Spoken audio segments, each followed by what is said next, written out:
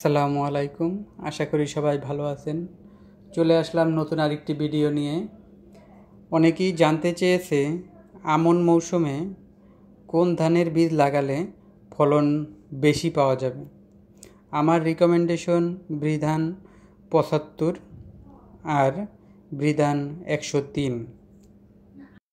বৃধান ৭৫ রোপা আমন মৌসুমের ফসল, উচ্চতা ১০৭ সেন্টিমিটার, জীবনকাল ১১২ দিন,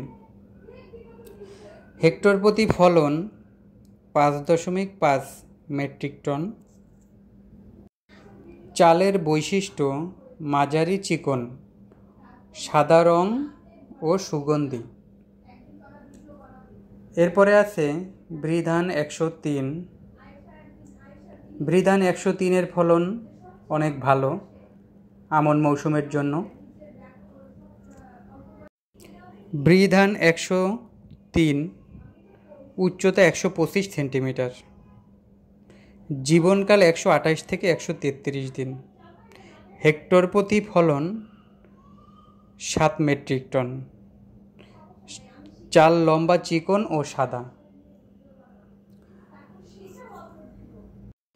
বৃধান ১০৩ ও বৃধান ৭৫ এই দুইটি ভ্যারাইটির রোগবালাই প্রতিরোধ ক্ষমতা অনেক বেশি। কীটনাশকের খরচ কম হয়। নিত্য নতুন ধান রিলেটেড ভিডিও পেতে আমার চ্যানেলটি সাবস্ক্রাইব করে পাশে থাকবেন। আল্লাহ হাফেজ।